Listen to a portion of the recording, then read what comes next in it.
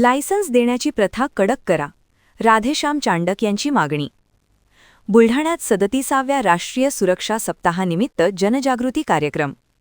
राष्ट्रीय सुरक्षा सप्ताहाच्या निमित्ताने सार्वजनिक बांधकाम विभाग व बुलढाणा अर्बनच्या संयुक्त विद्यमाने आज बुलढाणा बस स्थानक परिसरात जनजागृती कार्यक्रम पार पडला.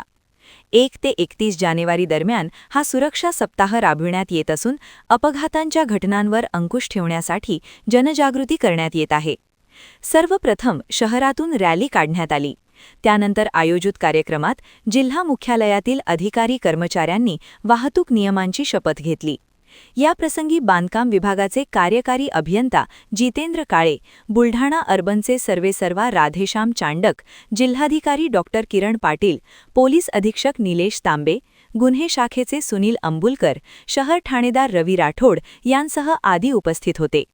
या संदर्भात माहिती देताना राधेश्याम चांडक म्हणाले की रस्ते अपघातात मृतकांमध्ये सर्वाधिक प्रमाण तरुणांचे आहे. आपण पाश्चात्य संस्कृती स्वीकारत असताना इतर देशाप्रमाणे लायसन्स देण्याची पद्धत स्वीकारली पाहिजेत.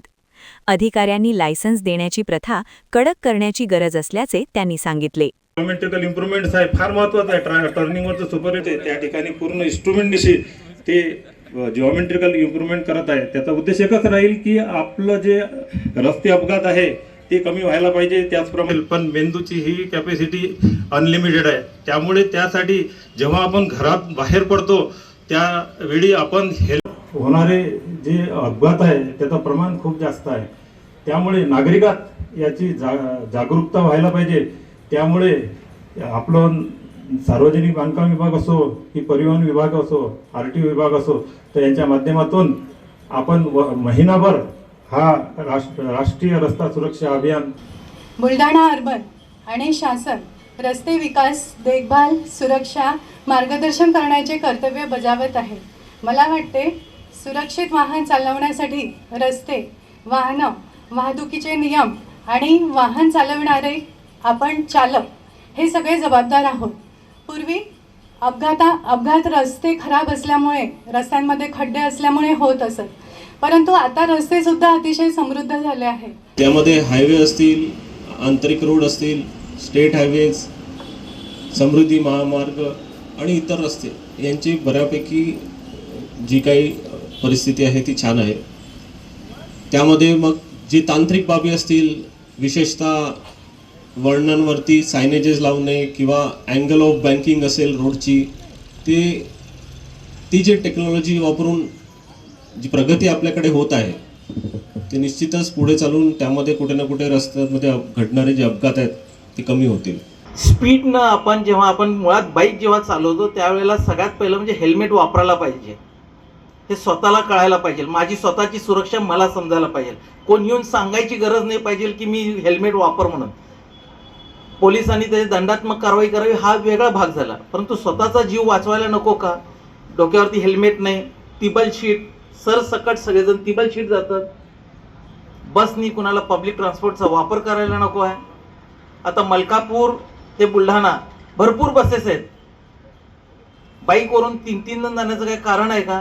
बरं जातोय ते जातोय, स्पीड किती, वेग त्याला पाहिजे. बरं वेग आहे ते आहे, कडेने तरी जायला पाहिजे. रस्त्याच्या मधून जातो जणू आपली 4 व्हीलर असल्यासारखे जातात.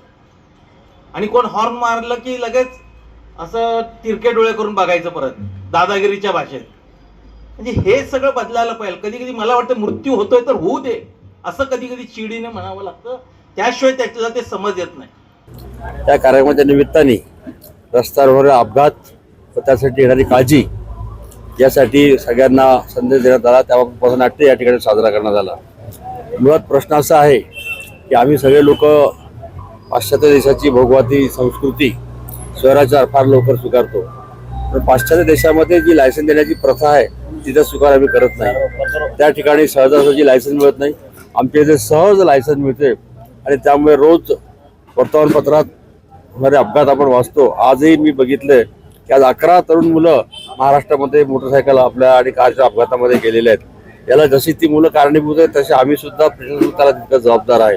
कोणी तिबल सीट गाडी चालवते, हेल्मेट वापरत नाही, दारू पिऊन गाडी चालवतात, वेग मर्यादा नाही, त्यामुळे सगळे होतात. मी आपल्या सगळ्यांना असं आवाहन करेन की आपण सगळ्यांनी, शासकीय अधिकाऱ्यांनी कुठेतरी लायसन देण्याची जी प्रथा आहे ही कडक करावी आणि रस्त्यावर ते सिग्नल्स वाहतूक नियंत्रण याकडे विशेष लक्ष द्यावं आणि या बाबतीमध्ये जनजागृतीचा हा एक म्हणजे एक कार्यक्रम होता.